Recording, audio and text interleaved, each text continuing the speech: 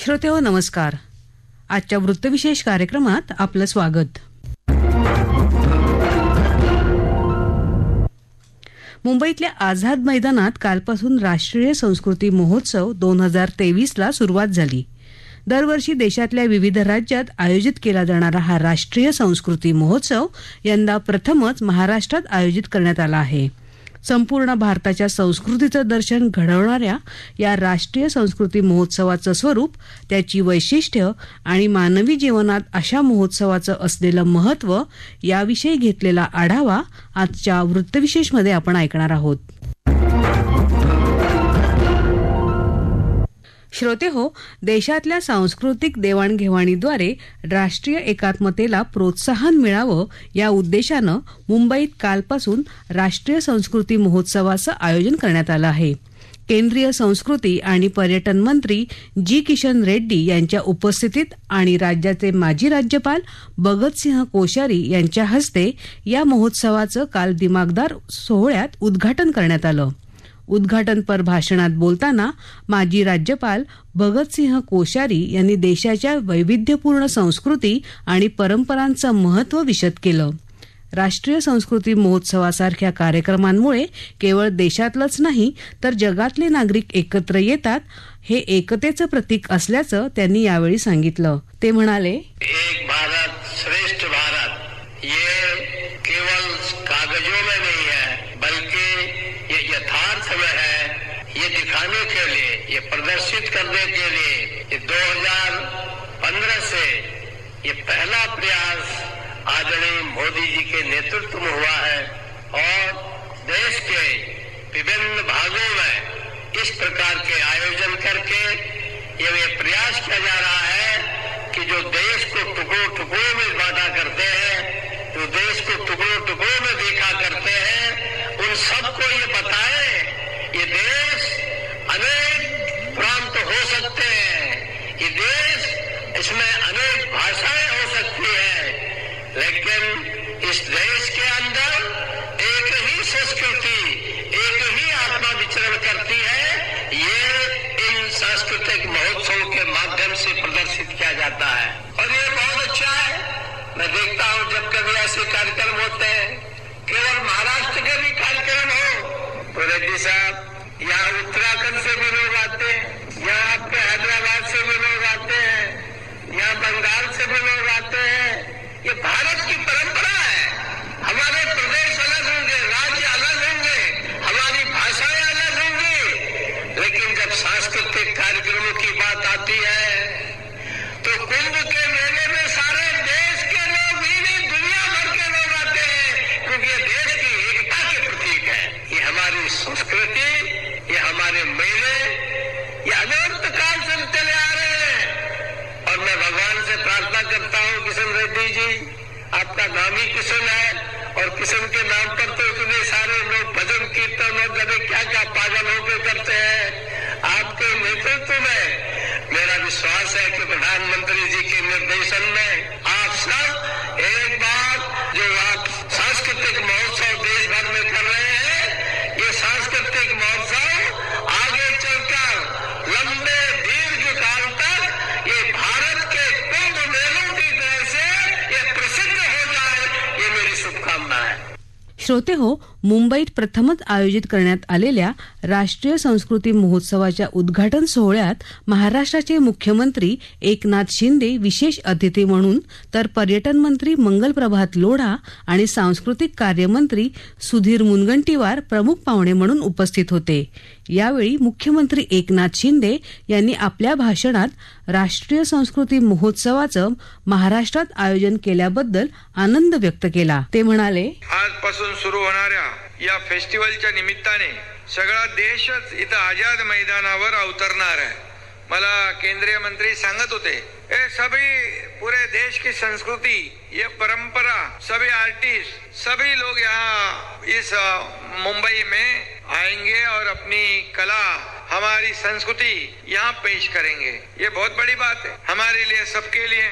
लेकिन आज से शुरू होने वाला राष्ट्र की संस्कृति का यह महोत्सव ये सभी के लिए एक यादगार होगा, ये हमेशा याद रहेगा। महाराष्ट्र के मुख्यमंत्री के नाते मैं अलग अलग राज्यों से यहाँ पधारे सभी कलाकार और कारीगरों का मैं हृदय से स्वागत करता हूँ, उनका मैं अभिनंदन भी करता हूँ। मुझे पूरा विश्वास है कि देश की संस्कृति को दिखाने वाला यह एक मेगा इवेंट साबित होगा।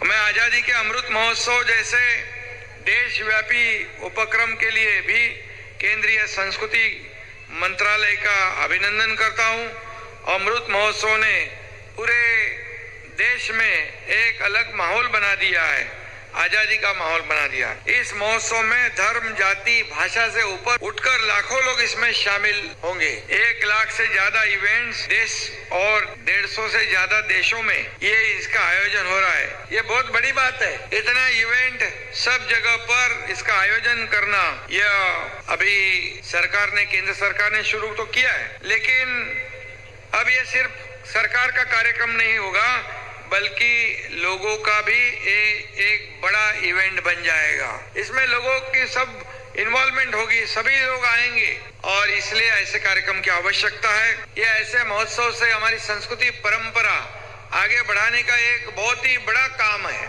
और इसलिए ये कार्यक्रम जो है, इससे हमारी संस्कृति बहुत मजबूत हो जाएगी, हमारी परंपरा मजबूत हो जाएगी। मैं ये भी कहूँगा कि 19 फरवरी तक आजाद मैदान में राष्ट्र की संस्कृति का अनोखा संगम यहाँ देखने को मिलेगा। इस महोत्सव का उद्देश्य अपने देश का जो बहुत ही सुंदर कल्चर है, हेरिटेज है, उसको बढ़ावा देना है। प्रधानमंत्री जी मोदी जी ने एक भारत श्रेष्ठ भारत का नारा दिया है। मुझे लगता है इस राष्ट्रीय संस्कृति महोत्सव से यह नारा और मजबूत होगा और हम देखते हैं आज हमारी महान संस्कृति, परंपरा, कला, इसके बारे में नए जनरेशन में अवेयरनेस बढ़ाने की भी जरूरत है, क्योंकि ये हमारी प्राचीन संस्कृति, परंपरा, ये हमारी धरोहर है और इसलिए पूरी दुनिया में हम देखते हैं कि आज भी हमारे भारतीय संस्कृति सबसे ऊपर है और हमारे भारतीय संस्कृति की तरफ पूरे सब दुनिया आज भी आकर्षित रही है, होती रहेगी। हमारे महाराष्ट्र ने भी कई बड़े ऐसे कार्यक्रम का आयोजन किया है। हमारे सांस्कृतिक मंत्री जो है हमारे यहाँ पर, उन्होंने हमारे महाराष्ट्र के लिए एक राज्य गीत भी बनाया है, जय जय महाराष्ट्र माझा।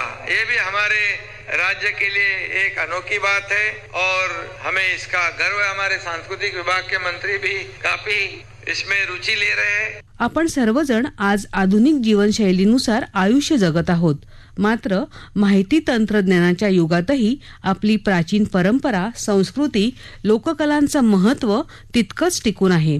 मानवी जीवनात अशा संस्कृतीचं आणि परंपरांचं स्थान किती महत्त्वाचं आहे याविषयी भारतीय कला संस्कृतीचे अभ्यासक डॉक्टर मुकुंद कोळे म्हणतात, आपल्याकडे नुकतंच जे सांस्कृतिक कार्यक्रमांचं आयोजन करण्यात आलेलं आहे केंद्र सरकार आणि राज्य सरकारतर्फे, तर असे सांस्कृतिक महोत्सव सर्वत्र सातत्याने भरायला हवेत। आपल्याला असं वाटत असतं की आपण आजच्या काळामध्ये जगतोय, म्हणजे आधुनिक काळात जगतोय, तर त्यामुळे आपल्याला भूतकाळ, आपली संस्कृती, आपल्या कला परंपरा यांची काही गरज आहे का, असा एक प्रश्न सर्वसाधारणपणे आजच्या काळात आपल्या मनात उद्भवत असतो। पण हे आपण लक्षात घेतलं पाहिजे की आपला पाया हा भूतकाळ आहे, आता वर्तमानात जगतो आणि भविष्य काळ आपला आहे, पण कुठल्याही पायाशिवाय आपण अजांतरी उभे राहू शकत नाही। पण आजच्या स्थितीमध्ये पोचण्यासाठी आपल्याला जी कला संस्कृती आधारभूत राहिलेली आहे, तर ती कायमच आपल्याला महत्वाची असते। महत्वाचं म्हणजे भारताला, महाराष्ट्राला किंवा देशातल्या संपूर्ण राज्यांमध्ये ज्या वेगवेगळ्या कला परंपरा आहेत, मग त्या लोक परंपरा असतील, शास्त्रीय परंपरा असतील, तर या सगळ्या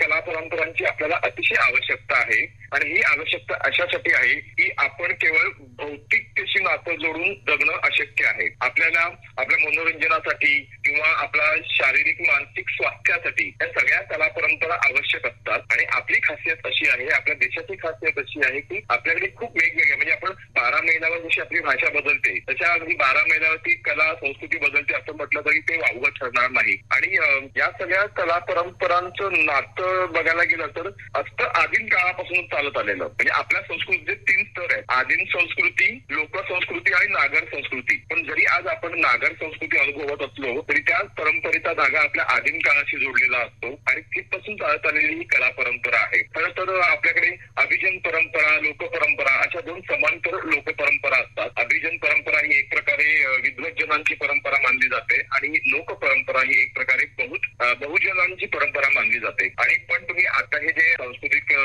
महोत्सव जो आयोजित करण्यात आलेला आहे तर त्याच्यात तुम्ही जर बघितलं तर तुम्हाला लक्षात येईल की शास्त्रीय नृत्य आणि शास्त्रीय कला परंपरा आणि लोक कला परंपरा या सगळ्यांची इथे खूपच सुरेख सांगड घालण्यात आलेली आहे. म्हणजे मला असं वाटतं की शमा पाटेंचं इथे त्या प्रसिद्ध कथक डान्सर आहे तर त्यांचं कथक नृत्याचा आविष्कार आहे. त्याचप्रमाणे वेगवेगळ्या भारतभरातून वेगवेगळ्या प्रांतातून आलेल्या लोकपरंपरांचं, लोकनृत्याचं, लोकसंगीताचं दर्शनही आपल्याला इथे घडणार आहे या आठवडाभर चालणाऱ्या या महोत्सवामध्ये. तर ही जी विविधता आहे ती खूप महत्वाची आहे. आज झालंय काय की आपण लोकल ते ग्लोबल असा प्रवास आपण खूप सहज करतो आणि आपली संस्कृती ही एक प्रकारे लोकल ते ग्लोबल झालेली आहे आणि आपण ग्लोबल संस्कृती अनुसरलेली आहे. पण जर आपल्याला काय म्हणूया की जगण्यातलं वैविध्य अनुभवायचं असेल तर आपल्याला ही एकूणच म्हणजे खाद्य संस्कृती असेल, पेहराव संस्कृती असेल, भाषा संस्कृती असेल तर यातली ही विविधता आपल्याला जपली पाहिजे. अन्यथा काय होईल की आपण जगाची भाषा म्हणून आपण इंग्रजी शिकतो,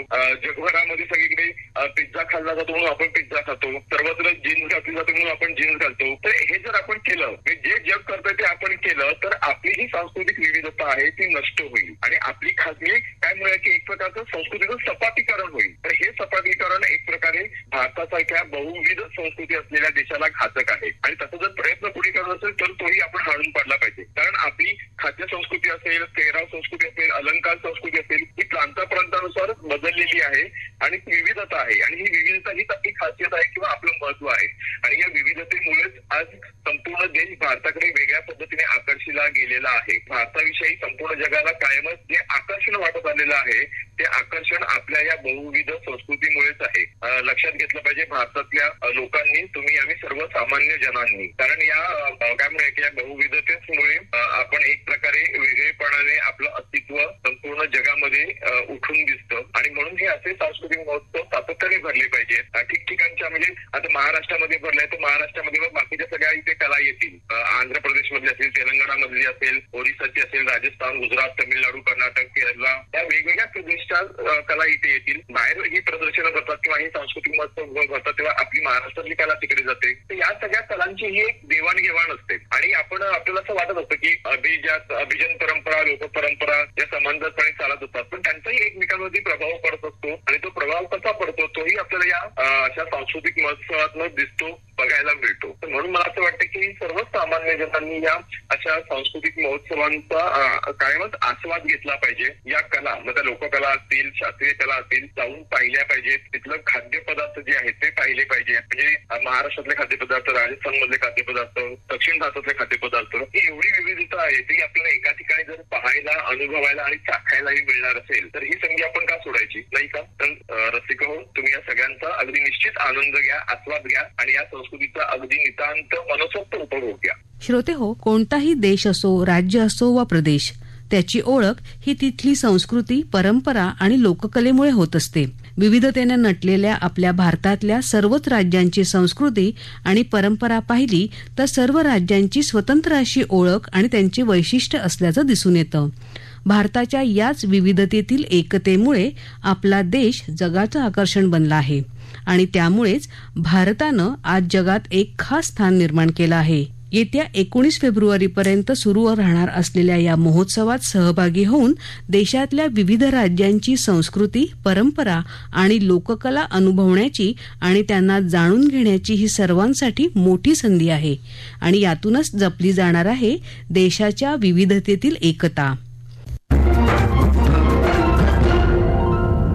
श्रोते हो, याबरोबरच आजचा वृत्तविशेष हा कार्यक्रम संपला. हा कार्यक्रम आकाशवाणी मुंबईच्या प्रादेशिक वृत्त विभागानं सादर केला. संपादक आणि सादरकर्त्या सरस्वती कुवळेकर, निर्मिती सहाय्य गोपीनाथ पंडा, लेखन आणि समन्वय रवींद्र लोखंडे आणि निवेदन अमिता बडे.